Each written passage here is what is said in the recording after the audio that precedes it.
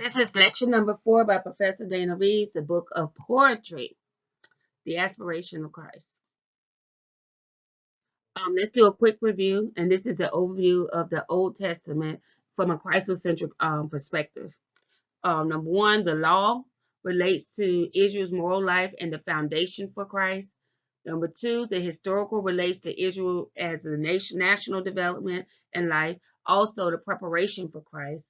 The poetical, which is what this presentation will be about, relates to Israel's spiritual life and the aspiration of Christ. Number 4 is the prophetical, relates to Israel's future life as fulfilled in the Messiah and the expectation of Christ. Introduction. We have covered the law and the history of the Old Testament. The remaining books are poetical and prophetical. These books fit somewhere into the history of those 17 books. The next section will be to be covered. The poetical is much smaller section and consists of only 5 books. And it's Job, Psalms, Proverbs, Ecclesiastes, and the Song of Solomon. Poetical books. Unlike the Pentateuch and the 12 historical books, the poetical books do not advance the story of the nation of the nation Israel, right? It doesn't push the story. Instead, they delve deeply into the crucial question about pain, God, wisdom, life, and love, and all in the present tense. Okay, this particular chart is also in our book, the books of poetry. This section explains the basic features of biblical poetry and wisdom literature. This is the little fact that I put a significant amount of Israel literature is in poetic form. What is poetry? Okay, the definition of poetry is a concentrated language. It compresses a maximum of thought into a minimum of words. Contents and form are essential in poetry, and both need to be unpacked if poetry is to be appreciated and understood. Okay, so for this particular, like when we start talking about the poetry books, it does not mean that we're talking about something that's made up or something that's overly creative, like you're coming up with something that's some kind of fantasy. When we start talking about poetical, it refers only to their form. So that means that the form in which is written, the Hebrew poetry, is what's being utilized. It's not that the facts that are being described are some kind of way made up. They portray real human experiences and grapple with profound problems and express the big realities. All right, there are 3 kinds of poetry: lyric poetry, didactic poetry, and dramatic poetry. So I have this long list here, the elements of Hebrew poetry. You can pause the video and actually read through these, but just to read a quote from research, it says, in contrast to English verse, which manipulates sound and emphasis rhyme and meter, Hebrew poetry represents the rearranging and thoughts rather than sounds.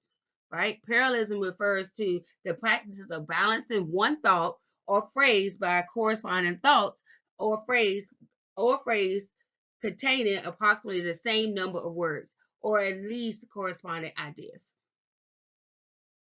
Okay, so once again, you can pause the video here. It said elements of Hebrew poetry continue. Figures of speech. All right, it says, like the Hebrew language itself, Hebrew poetry represents a vivid images, and metaphors and other rhetorical devices, right? It's very vibrant to communicate thoughts and feelings. Themes in each book of poetry. The book of Job, the theme is the blessing through suffering. The book of Psalms, praise through prayer.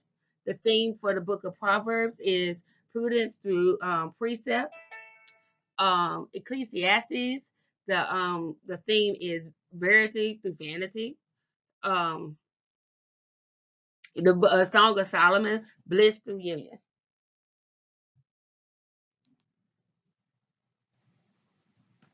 All right. Then Jesus said unto them, these are my words that I spoke to you while I was still with you, that everything written about me in the law of Moses and the prophets and the Psalms must be fulfilled. Then he opened their minds to understand the understand of the scriptures. And I like this. I really like this particular slide because one big story. So, what's the big story here? The Christological perspective. Geisler writes, whereas the foundation was laid for Christ in the law, and preparation was made for Christ in the book of history, the books of poetry reveal the aspiration for Christ in the hearts of the people. They aspired to a life fulfilled in Christ in both an explicit and implicit way, both consciously and unconsciously. Christocentric aspirations of the poetical books, right? So in Job, we have the aspiration of the mediation by Christ. The aspiration for Psalms is the aspiration for communion with Christ. Proverbs, the aspiration of wisdom in Christ. Ecclesiastes is his aspiration for the ultimate satisfaction. Song of Solomon, it represents the aspiration for the union and love with Christ. So we're about to conclude, and this I'm going to go through each book, and there's 5 books. I'm going to go through each book, and I just want to kind of point out this is one of the things where you can pause the video again and look at the laying out of Job, right? So that's a long book, but when you look at the laying out of Job, there's some key points that we want to point out. Number one is that the theme is God's sovereignty over humanity's struggle in the midst of suffering, right? So it's God's sovereignty that comes out in the book of Job. When you get a chance, look up the key verse of 42 and 2. Christ in Job. Job's cried for a mediator, right? So we see Jesus Christ as a mediator between, you know, he's a mediator. He serves as a mediator for humankind, right? When he died on the cross, he served as a mediator. He mediates for us.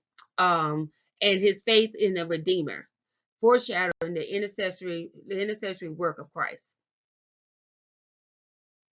The book of Psalms. Once again, I'm going to point out the theme. We worship God for who he is and what he has done. That's the theme of Psalms. Christ in Psalms. This is a whole huge study within itself when you really study and dissect and pull apart the book of Psalms. Jesus Christ is anticipated, portrayed, and prophesied in such images as the coming King, the Redeemer, the loving Shepherd, and the righteous sufferer. All right, the book of Proverbs. Um, I'm gonna see. The emphasis of Proverbs is wisdom, especially for youth. And I found that, because I'm into the youth, I found that really interesting that the wisdom is especially for youth. We always think of Proverbs and we take it on as adults and we take it on as we get older, but it's really designed for the youth. Wisdom for all, right? But it's got a gear towards programming the youth. Wisdom is incarnate in Christ. This is Christ in Proverbs. This is how Christ is being played out. In whom all are hidden, all the treasures of wisdom and knowledge. Ecclesiastes. So once again, we look at the theme is meaningless, the meaningless of life apart from God. You can't do nothing without God. If it's God's not in it, it's just meaningless, right? And Christ in Ecclesiastes plays out as the one shepherd who offers abundant life. Song of Solomon. Oh, this is one of my favorite books. And it talks, the basic theme is when you start talking about the bride, the groom, the beloved, my darling, the wife, and the whole concept of being beloved, the joy and intimacy of love within a committed marriage and relationship. And so the Christ part of that is it foreshadows the bridegroom relationship of Christ and his church.